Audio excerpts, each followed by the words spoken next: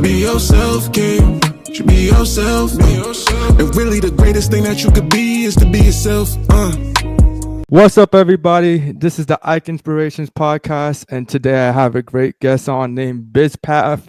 And Bizpath is a Call of Duty finance YouTuber who has grown his channel to over 10,000 subscribers in a span of a few months. And not only that, he's just recently become a liquid millionaire at the young age of 26. And so he's accomplished a lot. And he has a great YouTube channel that I enjoy watching. And if you liked the podcast with Why Learn, who was also a Call of Duty YouTuber, then I think you will also enjoy this podcast. So can you please do us a favor of introducing yourself, Bizpath, and why do you think your YouTube channel has grown so much recently? Yeah, man, this is well, first off, thanks for the intro. Thanks for having me on. This is great. Ike and I have been chatting behind the scenes for a while now. He's been watching your stuff. I watched the Wyland interview, so it's small world and everything just kind of clicked together perfectly. So let's go all the way back. Like 20, you'll literally see my channel was created September 20. It would have been 2011, I believe, and that's where my passion for kind of video games like really started. I started off with like go as far back as a Roxio game capture before Elgato products were even out there, and I was like, I wanted to screen capture my gameplay. This would be really cool to make gameplay videos and gameplay commentaries. And there's the typical White Boy 7th Street, Woody's gamer tag, Blame Truth, all these old Call of Duty commentators. I'm like, as a kid, these guys are way older than me. I kind of, in a weird way, look up to these people, whether it's like fatherly figures or brotherly figures. And I was like, you know what? Let's just make videos. So you can literally see, I deleted all the commentary ones, but on my Bizpath channel, I have videos from 12, 13 years ago. And it's just that. It's like, I thought I was going to be the next, big shot, if you will. Lo and behold, that didn't really happen at the time. But then a lot of my businesses and what I got involved in as a kid was sales. I took that kind of competitive or competition mindset to the real world. And I think to answer your question as best as I can, it's like, I think everyone is in the same boat. We're all now anywhere from like 24 to even like early 30s. Yeah. And these guys are just the same people that we grew up with, who watched the same people that we did when we were kids. Yep. And now they're seeing real life topics covered over this gameplay. The most common like word for word comment that I get is, I clicked for the gameplay, I stayed for the commentary. So I stayed for the finance talks, I stayed for your discussions on money, your discussions on life, your discussions on business and freelancing. And that's what's really, it still blows my mind to me. And yeah, I started again, I guess, officially relaunching things in November 25th, November 28th, 2024, like really recently in the grand scheme of things. And then, yeah, as we're recording this in April, like it's crazy to see how things have gone. And I think there's an early adoption, that there's a real demand for this kind of style of video. Everyone has a story. Everyone has a tone and a certain, aspect and just way that they speak. I 100% believe everyone should make content, in my opinion. So yeah, that's kind of it summed up, if you will. No, man. Yeah. And your channel has been growing like crazy. And I think part of one of the reasons for that is like, it's incredibly valuable, bro. Like the way you break down business and then combine it with Call of Duty gameplay, I think it's genius, man. And I think it really deserves a lot of attention, and it has. Yeah. And I love what you're doing, and the evolution of the Call of Duty space has been very interesting. There's like a emerging community of like people in their 20s and 30s who just loved Call of Duty, who are like getting back to it. It's and crazy. Like really connecting and growing from each other and learning from each other. And I love it. I think it's dope, man. I think it's good to see that, man. Yeah, it's awesome. It's really good. It's like it's its own niche, and it's I call it niche of niche. So it's like, okay, people, even myself, I will literally talk about Wyland. I guess I didn't really cover that. Like, he is the sole reason I started. If he didn't end up on my algorithm that Friday afternoon in sometime of like end October, mid-October, I don't know if I would be here. I don't even know if I'd be talking to you right now, because it was just so interesting. I thought it was a literal glitch. I'm like, Modern Warfare 2, 2009, there's no way. Like, why is YouTube showing me this right now? This doesn't seem legit. I like clicked on it. Lo and behold, it's him. Hey, man, I'm 28 years old. I'm a software developer. I made this much. I'm like, no way. This is really cool. And I had the exact same thought process that you did, and probably a lot of my viewers do, where it's like, this is like amazing. You got the cool entertainment, the immediate like dopamine hit of Call of Duty. But then you've got, no, this guy's like actually speaking. And now I'm getting comments of like, dude, please like upload this to Spotify or Apple Podcasts, because I don't really care about the gameplay, not to be rude, but just to be frank with you, I listen while I'm working at the gym, on my way to work, like cooking, all these things. I'm like, no way. Like I am that kind of voice, if you will, for most people. And it's really interesting, man. I have the exact same thought process as like a viewer. It's crazy. Yeah, and in addition to that, I think to the credit of you and Wildlearn, I think both of you guys are just incredibly relatable. Like you guys are just like, you know, like cool white dudes in your 20s, like who play Call of Duty and and want to make money. I think there's a lot of men who can relate to that. You know, like men in their 20s, we want to make money. We like playing video games, like exactly. And it's like it's cool. You know what I'm saying? And so like I enjoy how like relatable both of y'all are, and in that I can see myself in you. And I also find your entrepreneurial journey incredibly inspiring, and also I've been learning and taking notes. And I'm just curious, like, can you run us through your own entrepreneurial journey? Definitely. And how you ended up creating a business that has allowed you to generate massive income? For sure. I'll go back to so to sum up the other, projects or whatnot, I tried everything. I tried to, like I said, Twitch streaming, YouTube stuff. I tried real estate wholesaling, private equity deal sourcing, like online brokering of cars, like from Kijiji, which is a Canadian marketplace, Auto Trader, to fitness coaching, like everything under the sun. I knew I wanted to be an entrepreneur. I knew like from 16, 17 years old, the entrepreneurs make the most money. You have to have ownership in something. So I had that always planted in the back of my mind. My dad and I fought on this for a long time of like, dude, like I get it. I know you want to do this, but please, you need cash flow. You need some type of income right now, guaranteed at the end of the month that you can bet on. It's like, okay. So I got this sales role at a real estate appointment setting company and lead gen business at the end of it was exactly December 2017, which was really cool. I'm 19 years old at the time, 26 now. So I'm 19 there. And really quickly, it was very easy to understand. I knew I could communicate kind of half decently. And fast forward, I started doing well, started, becoming top performer there. And then summer 2019, I got the promotion to ISM, which was like an inside sales manager. So I was leading anywhere from 10, 12, max like 15 reps, other sales reps under me. And then another 2 years fast forwarded, and a lot of stuff happened in between there. But just to track myself, owner comes to me and another manager is like, hey guys, you can either go work with our biggest competitor, or you can take some of these clients of your own and just literally freelance it, literally go do your own thing. He had a child. He was really burnt out. He made a lot of money. I will admit that he did very, very well for himself. He taught me a lot, but I was kind of in this weird position where I was like, dude, I still need income. Like I'm screwed either way. So he kind of gave me his blessing in a weird way of like, you can go do this. There are literal customers of ours that I'm shutting this thing down. They're going to need services like this. And that's when I took the leap of faith, basically in January 2022. I was like, screw it. I'm doing this thing. I'm not going to work with that biggest competitor. I'm not going to use that as an out. I'm going to do this on my own. That other manager went to work with that competitor. And that's been it ever since. And it scaled really quickly. I capped out at a freelance rate of like 12 grand a month. Anything past that, that's kind of like normal. 10 to 15,000 a month is where you really start to cap as a freelancer, because it's just you can't, be working 12 hours a day. And if you are, it's actually a benefit to you or a disbenefit to your own health, but also your customers' like well-being and just, bank balance, if you will. Like you're going to screw them and yourself in the future. So I was like, okay, I want to scale an agency here. Like this is a cool agency model. Basically just do what my boss did, hire people local and offshore. So I do a combination of both, and it's worked really, really well since then. So it's just been, it's not crazy. It's not scaling to the moon. I've never hit $100,000 a month. The most I've ever done was 68,000 a month and some change, but there was some churn there. That's when I got really kind of relaxed. That was summer of 2023.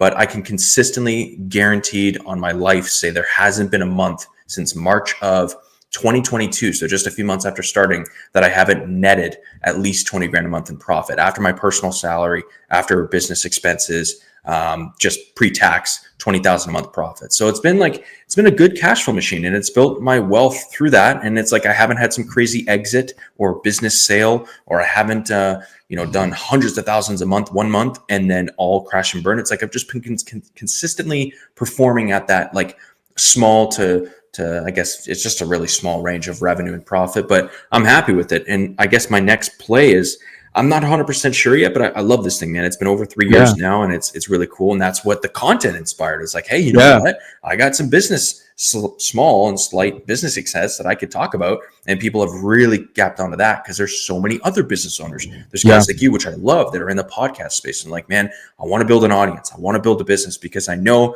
that is the ticket to freedom. That is like a better chance of a lottery ticket hitting in my life and getting that wealth than just leaving it to chance. And that's what I try to teach. So yeah, that's it.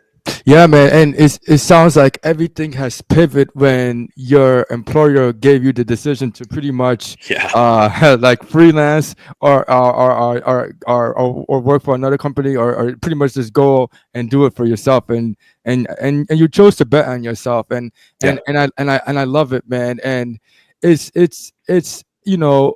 the thing I also like about your channel too is that I don't feel like far removed from your success, because I don't think like you're not really operating on a business that's incredibly huge. That's right. I feel like a lot of the YouTube gurus, or just gurus in general, like when their success is so much more far a step ahead of you that it doesn't feel that it feels attainable. I really like that. I really it's kind of like I just have like 3 employees. I don't know how many employees, but I don't think it's that big. But it's not that big. It's like relatively in touch. Right? How big is your team? And 7 right now. Okay. 7 right now plus myself.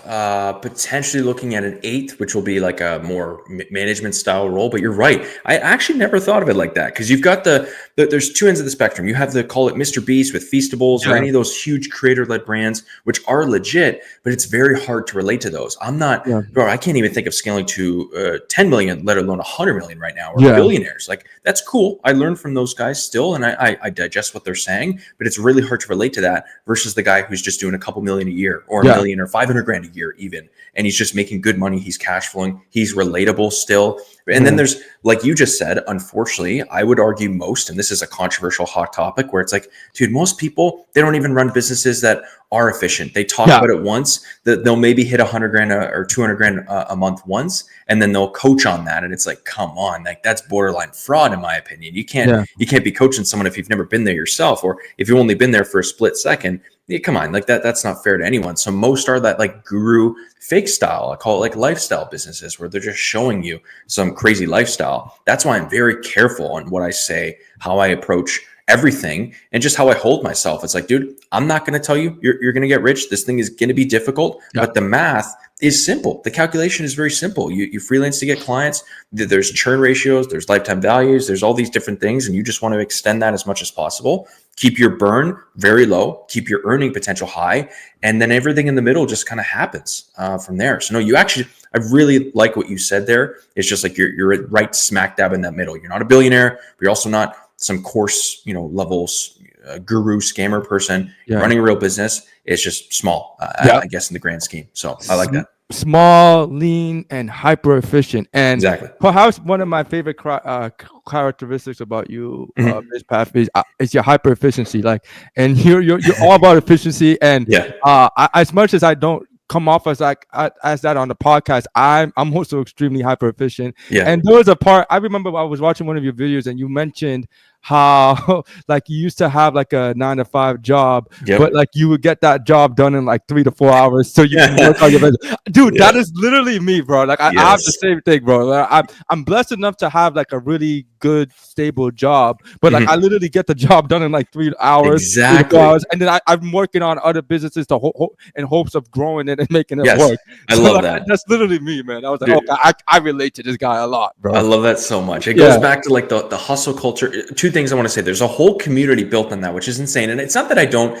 condone it. If some of my employees did this, I don't know how I'd feel about it, but people who work 2 jobs, people who work 3 jobs at once, because they're that efficient, because they've either got AI or systems working in the background, they're so good they can get 8 hours of work done in 3. And that used to be me. Now, Mondays, there'd be so many new leads, I would have to cover those. But by Wednesday to Friday, I was like, listen, I got my stuff done. I'm booking appointments. Like, things are good. By 1 o'clock, I'm done lunch. I've done worked out. Like, what do I do for the next 4 hours? And that's when I was researching business ideas, when I was researching stuff like this, and I was slowly cooking up. That's high. That's what I 1,000% recommend for most. And then you're right. It's actually, it brings me another thought of like the hustle culture, working 12 hours a day. It's like you have to do that in the first year, maybe 6 months. But dude, I want 5 people working for me, working 8 hours a day.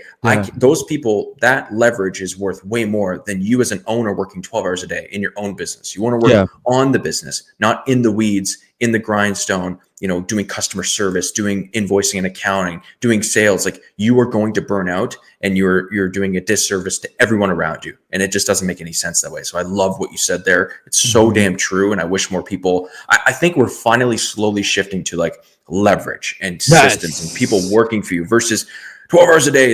I'm not I'm not against Jonko Willick or whatever his name is, or the Goggins. It's like, dude, do hard things. I get it, but I'm not going to sit there trying to work 12 hours a day when I can, get employees to do all this work for me, and I can focus on higher value stuff, in my opinion. Yes, I absolutely love what you're saying, man. I actually have had to come to this personal epiphany with myself, where I've used to fall prey to the hustle culture of working 10 to 12 hour shifts. And I've noticed whenever I try to do it in multiple different avenues, it was never sustainable. So I used to be a medical writer, a freelance medical writer, and I was getting paid $100 an hour. But even if I was getting paid $100 an hour, I just couldn't do it. Was still all my time required. And I used to DJ too, and DJing is fun. And there's some gigs that pay you like $150 an hour and stuff. But even that, like, you're still there the whole time, and it's like, all right, man. And so watching your content, I feel like you're really big on the concept of leverage. And I feel like that's what most rich people understand that most people don't. Like, they somehow found a way to utilize leverage. And I keep thinking about that, man. Like that, like I'm I'm only interested in making leverage money. And if that means I have to create a system, all right, cool. And so I'm reading this book, How to Get Rich by Felix Denix. And I know you mentioned it too. And I would like to talk about, I guess, the philosophy, Bizpath, about getting rich, what that looks like, and how more people can incorporate it in a sustainable manner. Like, because I think I think many of us could hypothetically get to become get extremely wealthy, just grinding. But it's like, how much do you want to sacrifice your life spending so much time, and your mental health, Exactly. It's so true. There's everyone, it is possible. And there's these videos going around that I don't know his name, but that's the guy in the UK, and he's definitely on the side of like, socialism, if you will, and trying to remove capitalistic thoughts and get, unified income and whatever it is. I just don't agree with that. I think people are not disciplined enough when they see a downturn. It's actually great that we're talking today of all days. The market, we're not crash territory, but we are definitely in serious correction and bear market territory. It's scary. And a lot of people are freaking the hell out. And it's like, true. Man, you have to stay the course. This is what it is. You have to, the only way out is through.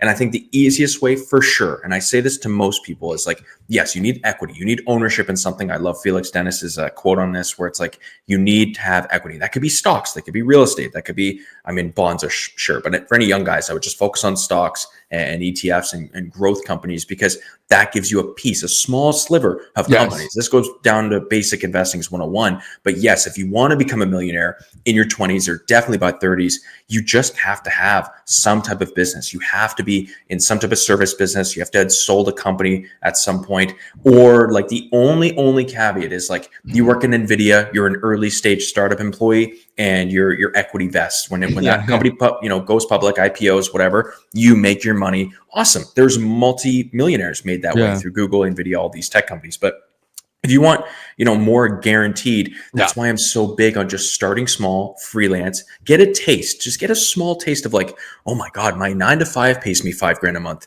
But now I have 2 clients on my own paying me $2,500 a month each. Holy crap, I'm making $5,000 a month on my own, and I'm making $10,000 total. Like, what if I just scale this freelance thing? That was the click for me. I couldn't tell you. I remember it vividly, of just that first deposit hitting and that check being like, bro, this pays for my groceries. This pays for my rent. Like, this is really crazy to me that I can make this on my own. And you're almost conditioned to think that you can't do it when you're in a 9-to-5. You think that your boss is on some pedestal and they're smarter than you. I can guarantee, unless you are working at, again, another Fortune 500 company, your CEO, your boss probably isn't much smarter than you. They just have more experience. They have more reps, which is what makes them so valuable, right? But in the beginning, dude, you just need to reverse it. You need to wire it for yourself and be like, okay, how do I get ownership? How do I start a business? And that's why I'm so big on it, because people are so reliant on scratching their 2 pennies together, hoping it turns into $1 with investing. When it's like, bro, you're better off investing what you would in the S&P or what you would in any other investments into you. Learn how to sell, learn how to do paid ads, learn how to do podcasting and communicating. Like that's a huge skill. People will pay for that. Huge businesses like HubSpot, for example, I'm loving this. They're creating this like media arm where they're paying consultants and paying podcasters a lot of money to just do content, which is insane. Oh, wow. I didn't know. It's crazy, man. So there's monies to be money to be made in ways that I couldn't even fathom 5-10 years ago. And it's crazy. And it's finally showing itself to just average Joe people like myself. I'm not very smart IQ wise or book wise, but I just try to get stuff done. I just try to, throw spaghetti at the wall and see what sticks. And luckily some strings have. And I think anyone can do it at this day and age with the internet. Honestly, literally, as silly as it sounds, if you're watching this podcast, man, you have a laptop, phone, and internet connection, you can make money, period. And I've talked about that in a lot of videos. So that's a really good question. I think that's the question that more people should lead with. Yeah, and we are so blessed in this internet era, man, to have what we have, because it's crazy. I think it gives us the most realistic opportunity of leveraging wealth, man. I mean, there's so many ways we can leverage the internet. You can create content, and maybe that content gets you a couple thousand views. But with those couple thousand views, you can leverage your audience to do something profitable. Or even if you want to send cold email and messages, you can send hundreds and thousands of messages at once, bro. It's crazy. Like back in the day, in the 90s or 80s, bro, you would literally have to knock on anyone's door. Yo, what's up? You need my service, bro? Like, wow. Like that's just not sustainable, bro. Yeah. Like, you can really nowadays you can literally send hundreds of messages in the span of maybe a couple. If you use AI, maybe minutes, but maybe hours or whatever, and just send your picture offer. And I don't take it for granted, bro. I know you utilized it in a great way, bro. It's crazy. So there's and I'm gonna be transparent. Maybe like every month you can kind of expect this. If you've clicked on my channel now, it's like I'm gonna do an income breakdown video of like everything, and I talk about I 100% agree with you. Everybody listening to this should be making content. You've got a story. And if it's not, people say it's like, well, I can't make videos like you. I can't make how-tos because I have nothing to teach. It's like, okay, that's totally fine. Look at a guy called Iman Gadzhi. And I'm not a huge believer in some of the stuff he says, but it's hard to say that he doesn't know what he's talking about when it comes to content. The guy just documented his life. He literally just turned on his phone and said, hey, I'm starting an agency. I don't know where this thing's going to go, but it might take off. I'm starting going to the gym. I don't know where it's going to go. He was like an early fitness influencer. That was like his first thing. And then he just blew up because people relate to documenting style or documentary style content. People love seeing others on the come up. I've had comments be like, man, I love your videos, but it's hard to relate to someone who's already a millionaire when I haven't even made my first 100 grand yet. And that is a 100% fair point. That is totally, totally true. Keep still watching my content. I'm trying to help beginners as much as I can, but you probably will relate to some guy starting an agency trying to get to 10 grand a month first, more than you will me. That's just fact. And that's totally cool. But I do believe everyone should make content. Everyone should do something. It's like either you teach or you show how you're doing things, or both, a mix of both. And it's crazy, the opportunities. We could talk a million hours about business models and how many different ways. I've seen people make money in the weirdest ways possible on the internet. It's kind of insane, to be honest. Yeah, there are so many different ways, and I love it. And for me, I guess, like, because you and I are both like into efficiency. My favorite thing about making money on the business is just how efficient things are. Like, what I'm saying, everything is via email. Everything happens quickly because due to the nature of the internet and how hyper efficient it is. And as a result, you have like nothing gets lost in the weeds where you might be sending some mail or something, or like, and I don't know, man, just things just happen a lot faster, and we have all the proof and documentation on the internet. So it's a great way to do it, man. And I know you're constantly building and growing. For you mentioned that like you saw that you can do the same thing that your boss was doing. Mhm. And I'm curious, like, you were in the business of setting appointments. What made you feel like that where that change came, like where you're like, wow, like whatever my boss is doing, I can do the same thing too, and Ooh. that changed like your mindset and really You grew know you. what's crazy is it didn't happen, and I was always expecting it to happen overnight. My dad was always asking me, he's like, "Okay, you've been working here for two years now. When are you starting your own?" He was always pushing me, and I had this like box that I put myself in, I trapped myself in. That was like, "No, I can't do it. I can't do it. I got to stay rigid. I got to stay working as an employee." It's like, dude, no, you don't. Like every entrepreneur always told me, it's like, no, you don't, and every employee always said, yes, you do. Right. So Yeah. you have these constant teeter totters, and Yeah. family members who are 9-to-5ers and never took risks in their life. We're like, Yeah. stay safe, don't go starting a business. It's very Yeah. risky. It's like,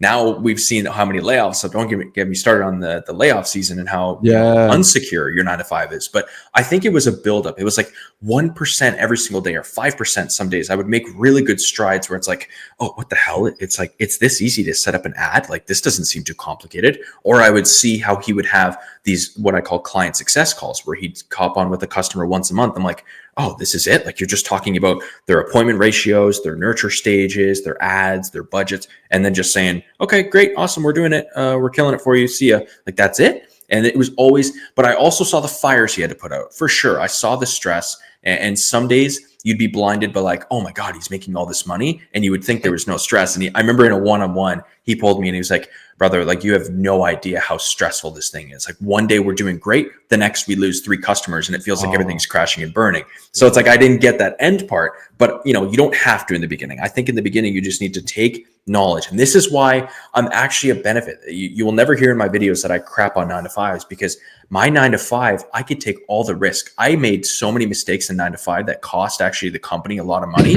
But to me, it was a little slap on the wrist. To the owner, he could have been sued for some of the things I did, to be completely frank. Like, I did some stupid mistakes. Sometimes we would send emails to 2 different customers at once. Sheesh. And we were like, oh boy, we can't do that because there's a confidentiality clause. Like, we have to be very careful with sharing that. So I would just be like, hey, what the hell? You get in trouble, but he would be on the hook, right? You can make mistakes under a 9-to-5. That is the biggest pro. And just like, see how it reacts, see what comes out of it, while still making your base salary, which is great, right? So for me, it was just 1%. Like, and I think I've mentioned this in my videos for sure. I may have even mentioned it to you personally, but I think I stayed there 2 years too late. I think by year 2, I was literally getting offers on LinkedIn from people being like, hey, we see you're crushing a company. Here's an offer. Like, we'd love to interview. And I was like, no. I want to work at this startup for life, even though that was a really silly thing to say. It's like, job hopping is a good thing. I will 100% recommend it. In most cases, you're going to make more money.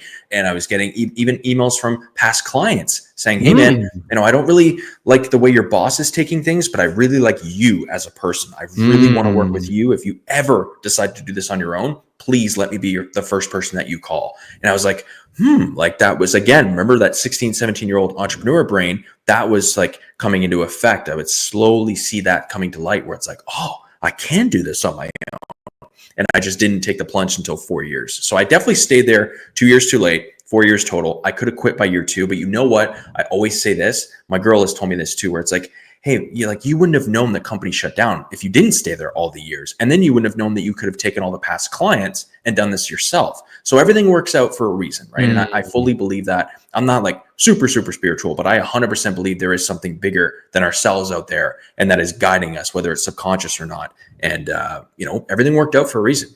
I wouldn't change a thing. It was good. Yeah, man. And something you said that I've been very keen on is like, the type of people who encourage you to do a certain activity, like, it's interesting. The people who tell you to do a 9-to-5, they're the same ones doing the 9-to-5. Exactly. Yeah, and then the entrepreneurs who are telling you to do entrepreneurs and say, no, do 9-to-5 are usually entrepreneurs. And so when I talk to you about business, you're more than you're more than apt to say like, yo, go do it, bro. Like, you can do it. Like, I've done it. And then if I talk to someone who has failed in business or hasn't had as much business success, they're going to be like, oh man, nah, man, it's too complicated. There's so many stuff. And it's just so interesting for me, because it feels like it makes me a lot more hyper aware of the type of person I'm approaching Yes. for something I want to achieve. Exactly. You know what I'm saying? You're always changing as a person, and the person, I remember this vividly. It's like even me in 2018 could definitely not do what I did, or even 2019 or 2020 could not be the entrepreneur that I needed to be when I quit in 2022. So those 2 years made a night and day difference, and night and day difference. And you're 100% correct, where it's like, it's conditioning. It's all conditioning. And you know what? Both people are right. I'm never ignorant to certain people. Both people are right, because it's just, that's their own opinion. They've been conditioned themselves. They're not trying to be rude. Some people will, for sure. There's arrogant people that you have to just cut out of your life because they're toxic, because they've tried a business. They've tried starting I always say this for anyone listening, like, I don't recommend starting a coffee shop or starting an e-commerce brand, because there's so much upfront cost. You're almost betting against yourself at that point. The reason I like online and service-based businesses is because there's next to no risk. It's selling your time for money, which in the beginning, your time isn't worth very much anyways, so it doesn't matter. And then you're able to have very low startup fees anyways, and less legal complex, versus e-commerce. You have to buy, 10 grand of inventory. If you sell it, great. Then there becomes demand. You have to buy more inventory constantly. There's this teeter totter. And then if people don't buy it, it's like, oh my God, well, now I've got 10 grand sunk into this thing. I got to figure out what my next move is. Agencies are so simple. Yes, they're more risky, I guess, in terms of time, but I'm totally fine with that. I will take time risk over money risk for beginners all day, every day. And you learn a lot too. And I remember you and I talking about this. You learn so much when you're just trying stuff and you're doing your own thing. And it's like, these are skills that you develop as a person, and it makes you more bulletproof. It's awesome. And that's one of the reasons why I'm so personally attracted to entrepreneurship, outside of the money and the potential to earn a lot. I just love learning, bro. I have this podcast to learn from others. Me too. I read books all the time, and the nature of entrepreneurship puts you in an environment to constantly be learning. Whereas a 9 to 5, you're just doing the same thing every day, and I don't feel like I'm growing. And that's one of the reasons why I love entrepreneurship, because outside of the money, I love the man that you become from taking so much risk and doing a bunch of different things. And I feel like there's so much benefits to it, man, because I feel like you instead of like you being conditioned by society, I feel like you're conditioning yourself on your own terms. And I think that's a powerful thing.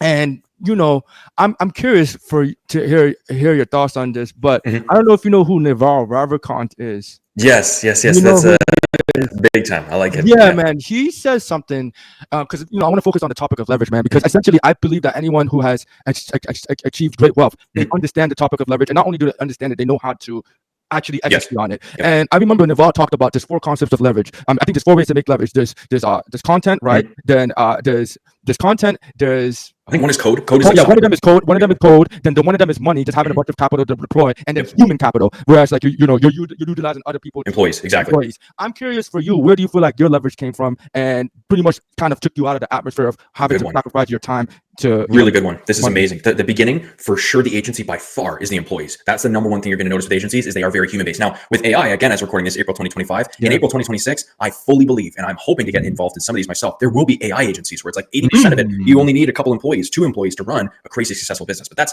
neither here nor there. We're not there yet. For sure, for me, it was employees. For some people, for a lot of people, for the average human who doesn't want to work as a 9 to 5, it's going to be money. It is 100% going to be money that you invest in your 401ks, your Roths, your stock market, and your house. A lot of people, it's their house, right? And that's an asset that's slowly appreciating.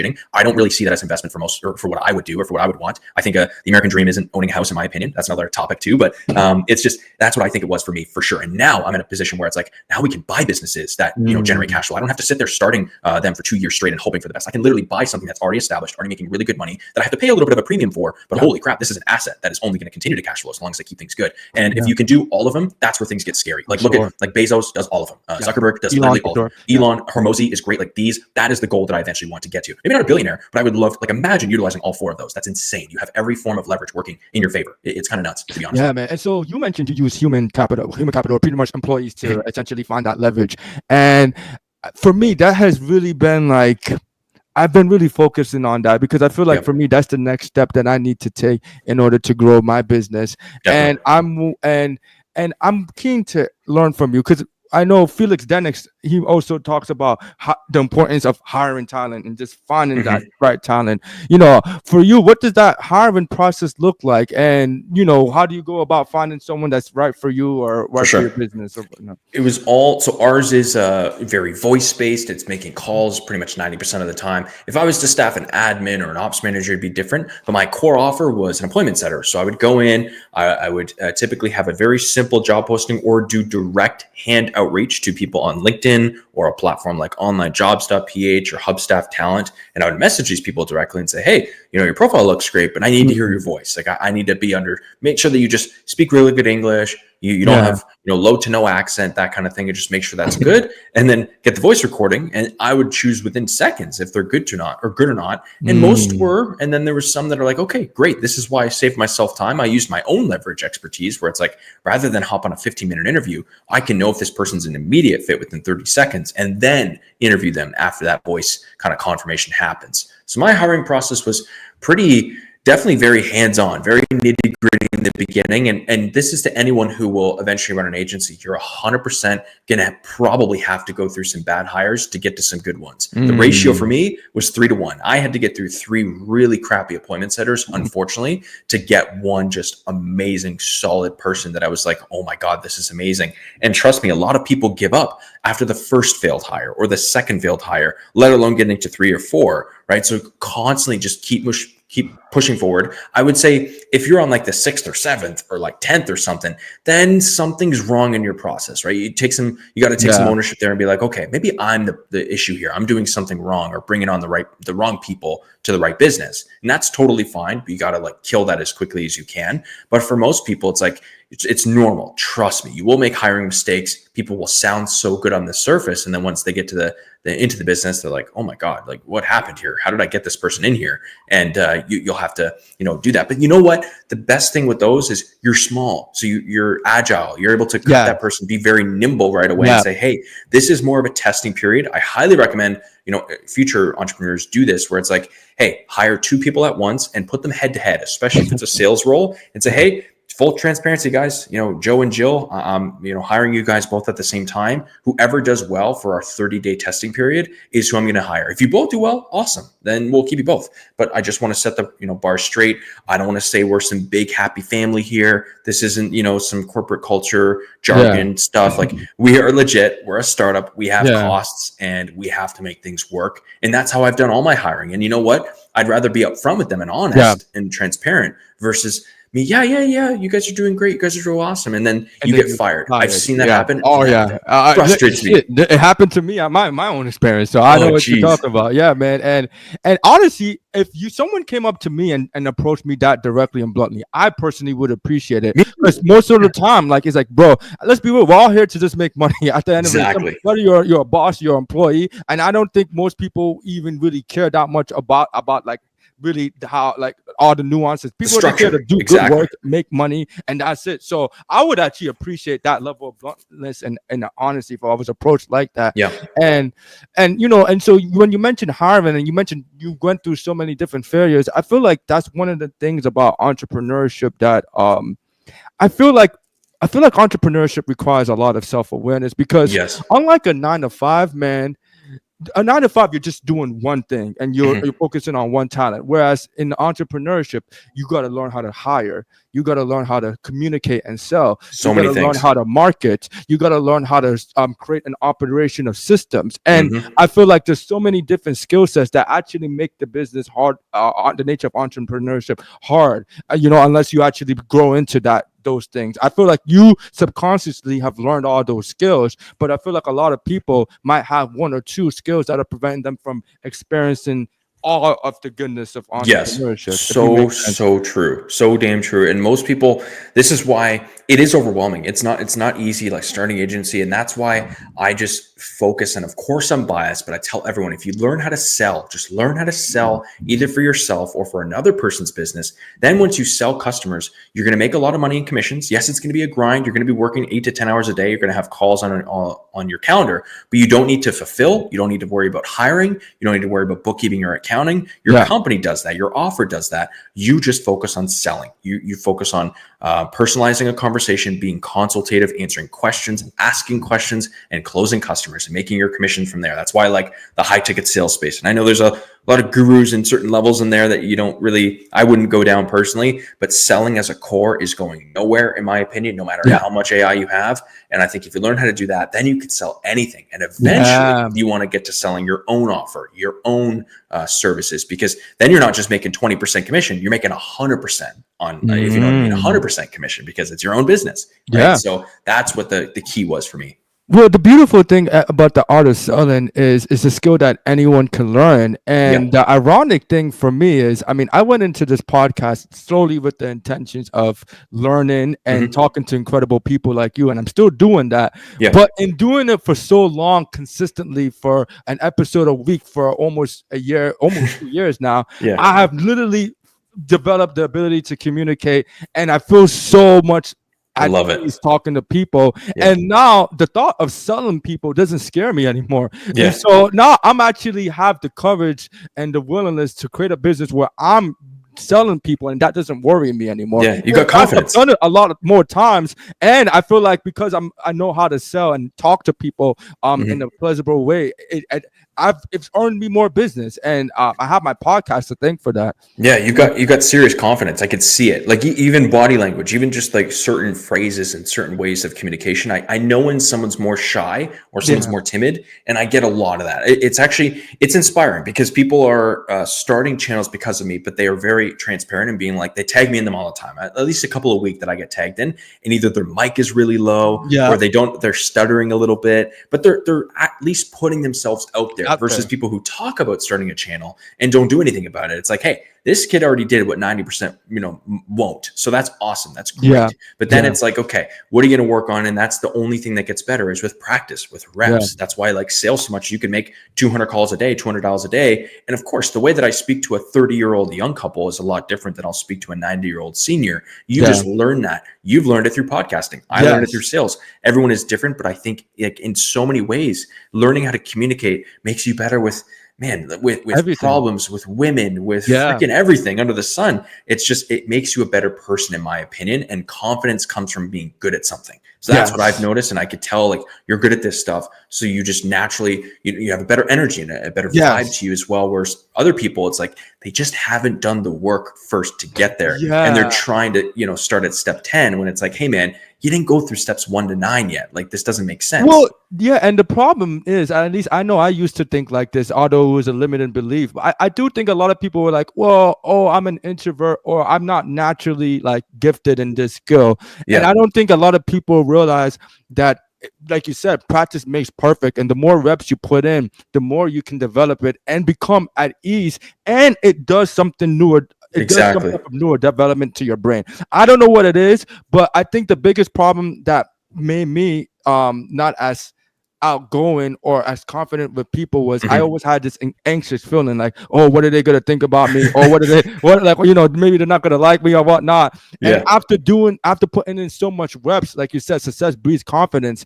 I no longer even have that. So even if they are thinking about me and they think I'm shitty or whatever, I'm not even thinking about that, so it doesn't come off projected into the conversation. Very true. Very true. That's so good. It's so true. You learn different styles. And I was so shy in the beginning. I remember the call center days. They were so interesting where it's like, if my colleagues weren't on the phone and it was very quiet in the room, there would be sometimes leads I would pick up and I would hang up because I was so nervous of other people hearing me. Like, oh my God. And I would just stutter and freeze. But then when the music's on in the office, the other guys are on calls and people were picking up, I could feel the groove. I could feel like it was a dance. It was a tango at that point. It wasn't some like oil and water mix. It's like, no, you know what? Everyone's just here. These people don't know me. If I'm speaking over the phone, it's the exact same thing, especially with the faceless YouTube channel. For anyone listening who wants to start, they don't know what you look like. They don't know, who you are, where you live. It's like, who cares? And you bring up a really good point. It's like, man, you're going to make mistakes. People make mistakes all the damn time. It's a part of life. And it's like, if someone holds a grudge to you for that, that's their own insecurities. In my opinion, that's their own problems. I get hate comments all the time. But you know what? The ratio is like 8-1. It's like 8 positive for every 1 negative. I will not only take that ratio every day, but I also try to, guide those haters and turn them into maybe followers at some point where it's like, hey man, like I get what you're saying, but it's your own personal, issues holding here. It's not a YouTuber's fault as to X, Y, and Z happening in your life. So Yeah. it's a really good point that you bring up. Yeah, So true. yeah.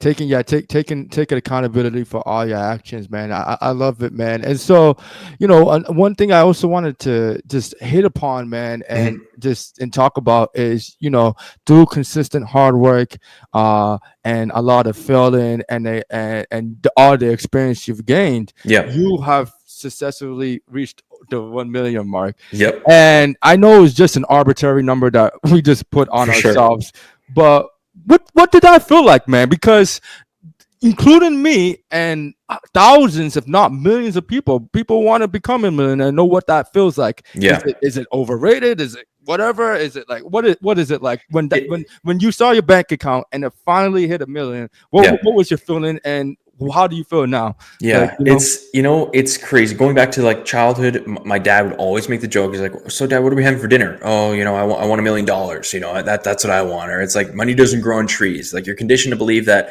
$1 million is not a lot, or it is a ton. It's the holy grail. And in my opinion, especially right now, and I'm gonna get this argument, I'll probably get this comment. It's like $1 million is not a lot of money, and it's like, you're right, but it's just a millionaire term that I think is more important than the actual million itself. That's what I noticed. It's just, it adds a level of financial security. So that's what it did positively. I think to some extent, it kind of is overhyped, if you will. It's like, once you get there, nothing really changes. I was at a shopping mall, and I went literally yesterday, and I was in Toronto, in Ontario, Canada. So I was like, oh wow, there's all these designer stuff. And I tried to buy a designer wallet, and I was like, oh, I became a millionaire. I wanted to buy myself something nice. And I was like, no, I just can't fathom spending stupid amount of money on a designer thing. It's like, why? Who cares, honestly? And it's just like, I thought that would change when I hit that 7-figure, goal, if you will. No, if anything, it's actually worse. It's like, dude, the reason I get this comments all the time, where it's like the CapCut watermark that's now in all my videos.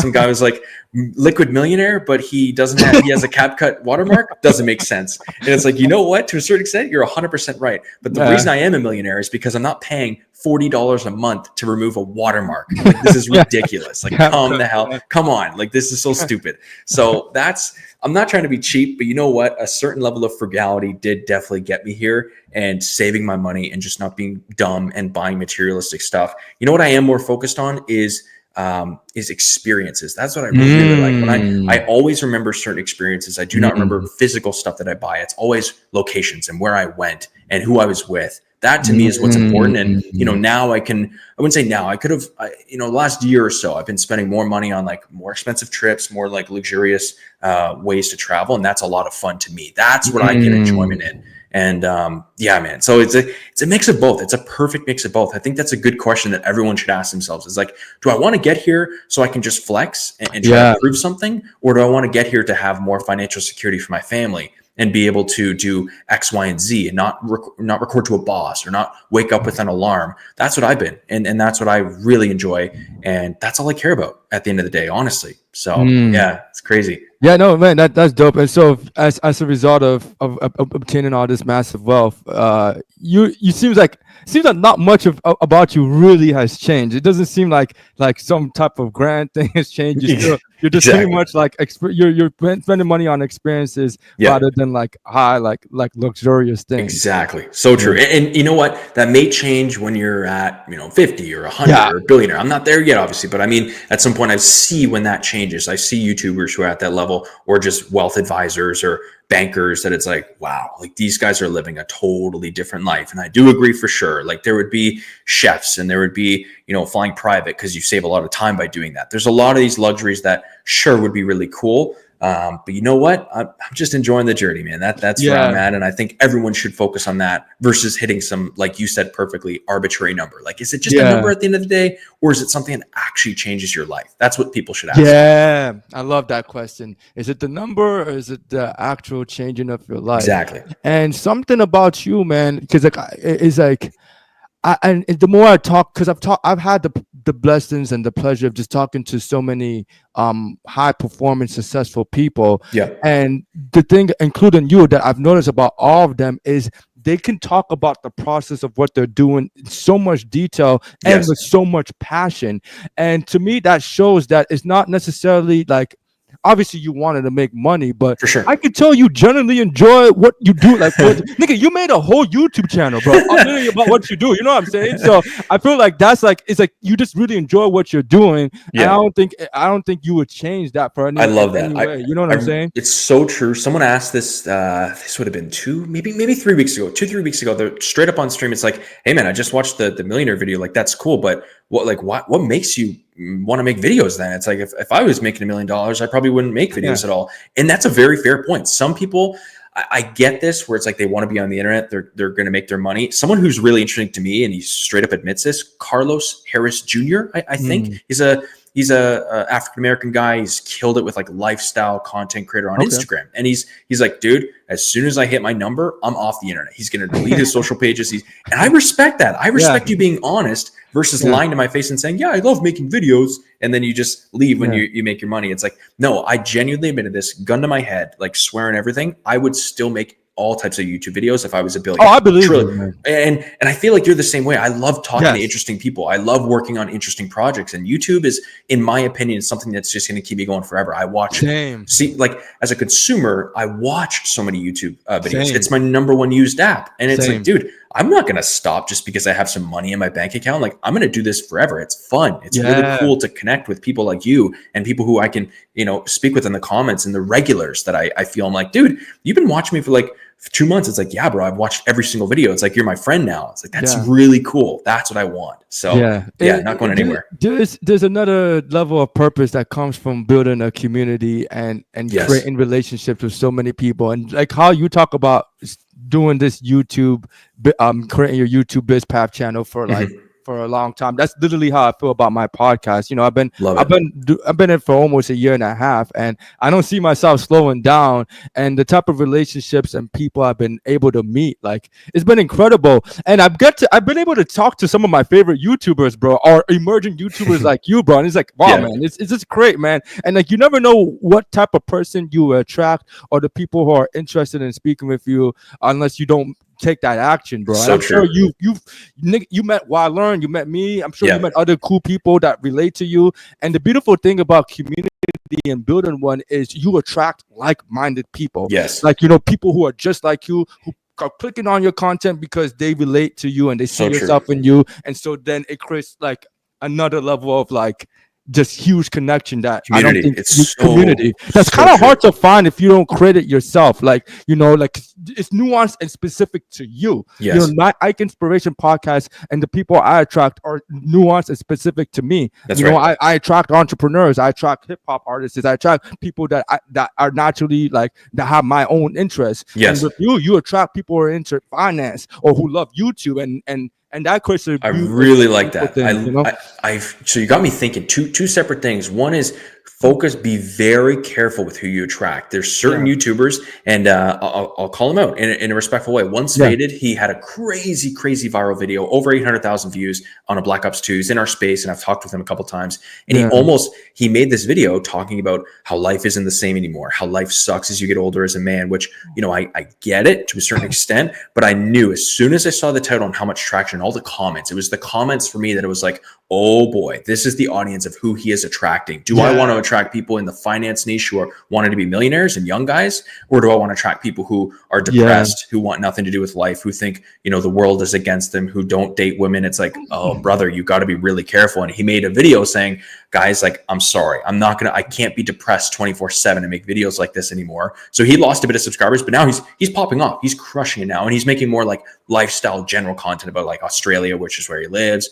more like 9-to-5 stuff, which is really cool. But you have to be so careful on who you attract. And I made a video on this. It was my second or third last one where it's like, do I want to be known well or well known? Do I want to be the Mr. Beast who has like $100 million or 100 million subscribers and worth billions of dollars, but has an audience of kids, which is no offense. That's okay. That's fine. Or do I want to have the Bizpath channel, which has 10,000 followers, but these people are killers. These people are sharks. They love me. They subscribe for a specific reason. These people dude, it doesn't matter what I put out. I could put a video out, me freaking working out, and it would get a ton of support because people just like me for me. That's who, if anyone's listening, you need to focus on creating that. Create your true fans. And this is the principle that I led with, where it's like, dude, 1,000 true fans. It's a book and podcast I highly recommend. It talks about you only need 1,000 true people to follow you who pay you $100 a year to make 6 figures. And I was like, no, that math doesn't make sense. That's a joke. And then I did the calculation. I'm like, 1,000 people paying you $100 a year.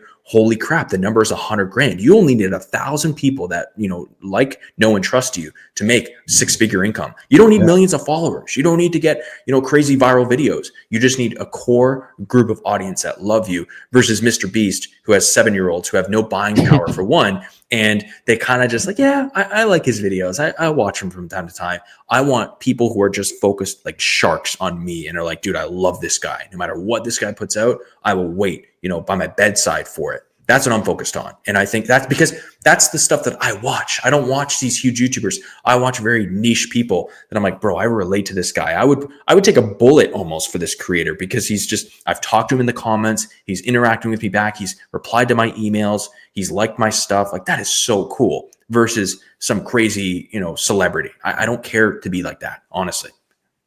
Yeah. I mean, and it goes back to our point about how much the internet can just create so much opportunities, man, that that we don't take for granted. Like, if we didn't have this internet, we wouldn't be able to create this community of so many like-minded people, because now we're not limited to where we live or the state we're from, and really having to find people who are just like us with our own weird idiosyncrasies and specific nuances. We can literally attract anyone from the world and create genuine relationships. And I think it's a very beautiful thing, man. And dude, I absolutely love what you said about do I want to be known well or well known? Yeah, man, that's a bar, bro. You could do both. And I should. It's so true, but it to a certain extent, it's like, damn, if I had to choose one, I'm just going known well. I want to walk into a room of a small group of people and be like, holy crap, that's him. That's not to me. That's Bizpath. Like, whoa. Versus you just being a commodity. You just being so,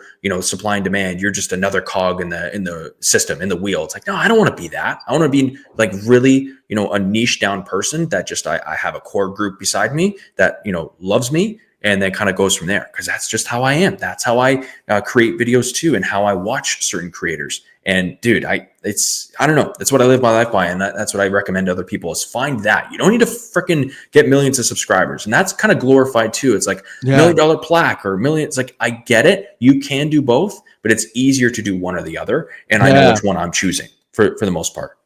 Yeah, and I think what you're saying is there's a lot of truth to it, man. And obviously to have both would be ideal. And I think we all want both. And I don't think it's wrong to have both. That's right. But as I'm getting older, I think I when my ego made me want to be well known and known by everybody. Me too. So as I've gotten older now, I appreciate being known well and just having like a small group of friends or community where people really know me and like me for who I am, not necessarily for like the virality or the moments that come. And then usually when you do have a big audience and your audience is big, like 90% of them are just casual listeners who like come here and there. They don't really connect with you, and there's nothing wrong with that. That's nice to have. It's okay. But I'd rather interact with the person who's like has mad love for you and watches all your videos and really like interacts with or relates with what you're doing. So true, so damn true. And I wish more creators focused on that. And then it's like, we can talk about the monetization methods. It's like, that's so much. Who's going to buy from you? The guy who maybe watches 3 of your videos a month, or person who's literally subscribed to you, has the notification bells turned on. You only have 10,000 subscribers, but you get a couple percent purchase rate off of your audience. It's like, whoa, like I've got so many orders coming through and I'm making a lot of money with such a small audience. It's like, yes, that's possible when you sell your own products, when you do consult calls, when you do info products, when you do paid communities. Like, this is all doable as long as you talk about the right stuff. And that's why the audience of attraction, it's like, do you want to focus on people in the finance niche who have, serious money and budget? Or do you want to focus on, young men who have nothing going for them and just have no money and or are depressed. It's like, I feel for those people. I'm empathetic towards that. Yeah. But I already know what I'm trying to attract, and what my audience is guys who are hungry, guys who are already investing, guys who want to start businesses. That's just what I relate to. I'm not going to relate to the guy. I literally cannot relate to the person who wants to go back to the old times. I feel like every day at 26, at least right now, maybe this will change. I feel like every day is a new peak. I feel like I'm super excited to wake up every morning. I'm not thinking about 2009 playing Call of Duty, right? So that's kind of where my head's at. And listen, there's moments for sure where it's like, man, it's cool growing up in 2009 and in that era, but it's like no ounce of my body wishes that we could ever go back to that time. Like, guys, the internet has evolved. You can make money in every single way. It's like, I don't care to go back to freaking grade school at this point in my life. Yeah, I mean, and that's what I love about you and Wild Learns channel, and just the people I have on my podcast. Everyone is so growth oriented, man. Yes. And I think there's a lot of people in life who are just they're just too into the past. They can only remember the time they were super lit in high school, or the time like they had the most girls and they or whatever. It's like it's all and like when and the thing I love about my podcast and the content you create, it's all present oriented. It's like, this is what I'm doing, man. This is how I'm trying to get to the back. Like it's just something that you're working towards at the current moment, instead of talking about your past or like whatever the good old days, like, which is it's like and I feel like people in that mode, they only could talk about the good old days because they don't have anything to talk about now. That's right. You don't want to what's the cheese? You don't want to peak in high school. That's like the cheesy quote where it's like, you don't want to be known as the school jock, and then you played football. It's like, I remember when I was fit and jacked and all that. It's like, come on, like you as a man, especially in your 20s and 30s, like this is like time. This is the time to like really put your foot on the gas and like just make something of yourself. Even if you're not trying to make a lot of money, it's like, okay, become fit, become spiritually well, take care of your family, whatever the hell you need to do. That's what I think everyone should be chasing, at least in this space, versus like, complaining or figuring out, pitfalls or negatives in life. It's like, come on, that doesn't get anyone anywhere. I don't want to watch that. Right. So it's so true. You said it perfectly. Yeah, man. And I love it, Bizpath. So, with all that being said, man, you got a lot going on. You got a great YouTube community. You got a well-ran business, and you got a good head on your shoulders. Where do you see yourself 5 years from now? 5 years. 5 years is. What would you like to be? Like, Let's try. I'll have a conservative, and I'll have like oh my God, like moonshot would be great. So conservative is more like, it would be sweet to have 100K, like 100,000 subs, like, and I don't need millions, but 100,000 on this channel would be awesome, because I just know that there is that demand out there. I see the traffic. I've seen the impressions that my videos get. It's in the almost millions range. So there is that audience out there that people will just slowly start funneling into this. I think it's definitely doable as long as I stay consistent, and enough money invested to where I could walk away if I really wanted to. I don't even have to do the agency anymore. I don't have to do content, even though I will. I don't think I would run the agency anymore, because I know for a fact, I'm very upfront about that. I do that only for money. A year or two ago, it was for passion. Now at this point, it's like, man, I've been doing this real estate services stuff for almost over 8 years of my life. Like, it's getting a little stale, but it makes great money. It would be financially irresponsible for me to give that up right now. So 5 years is like the choice to walk away from that, and enough money invested to cover my living expenses. And then honestly, man, like, if I want to get real personal, like a nice house with some land would be great. I'm living in a nice condo right now, but I really want to have something more, bigger for my future family at some point. I think by 31, what is that? 31, 32, definitely have hopefully a kid or two at that point, if I want to get to that level. But financial, just like nothing crazy, man. I don't care to be a billionaire. I don't care to do all that. But then if we're like really shooting for the stars, I do want to blow up like a personal brand channel. I see the limitations of the Bizpath stuff, and people have been very honest and upfront, being like, man, like, why don't you show your face? Like, you're a relatable guy. You've got a good head on your shoulders. You do what you preach. Why don't you start something more personal, like, instead of over gaming? Because a lot of people, I'm now in the audience phase where people aren't even knowing what Call of Duty are. They're just seeing the title and the thumbnail, and they're just like, wait a second, I don't really care for video games, but this is really cool. That's like Yeah. really been eye-opening for me the last couple of months. So it's Yeah. crazy. So that's my goal.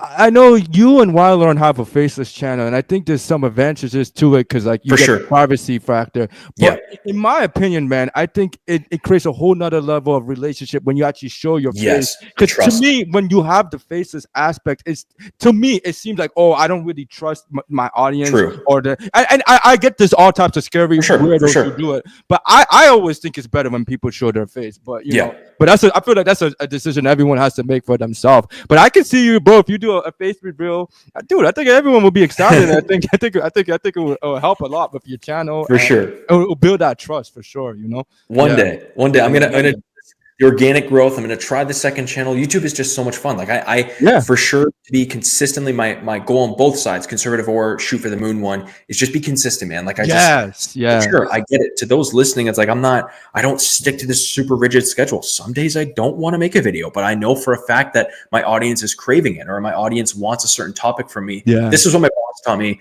and a mentor of mine taught me with leadership and developing a team, is like, try to ask yourself what your team needs from you without them even speaking of it themselves. You're almost like with your mind. In this case, I'm trying to do that with my viewers because I see what they're on. I see what they're liking of my stuff. So it's like, they're not saying it, but what do they say in their own head that they're just not going to say out loud? And then I've had videos like that I've made. It's like, bro, this is really creepy. Either you read my mind or you're just like really telepath. Like, you know what you want to create and you're speaking to my problems without even knowing about them. Like, great, subscribed, awesome, like the video, cool. So like that is what I'm trying to replicate more of. It's almost like catching lightning in a bottle. I know it's tough, but if I can do that like once a month, man, twice a month, I'm super, super happy, to be honest. So I love it. Yeah, man. just like you said there earlier, building community, keeping up with other creators, and just living a good life, man, making good money. I love it, man. It may be tough, but it's not impossible. Exactly. And 100%. Nothing wrong with shooting for the stars. I love it. I encourage all my viewers and everyone to do it. And it's great, man. And I think above all, man, like, I think this is so important. I have to constantly remind myself, is really just falling in love with the process of whatever you're doing, and really becoming and the growth that becomes of that. Like, for me, I'm learning to fall in love with the process of this podcast, what I do before the podcast, what I do after the podcast, what I do during the podcast.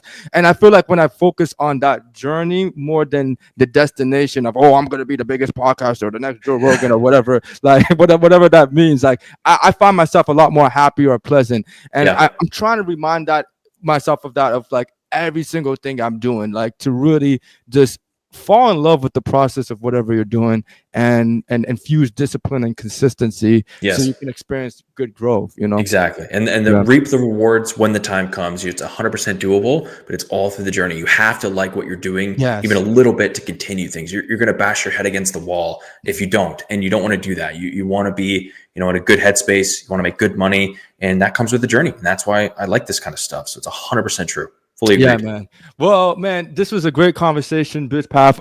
You and I have a lot in common, and I really jive with you, man. I love the work you're doing.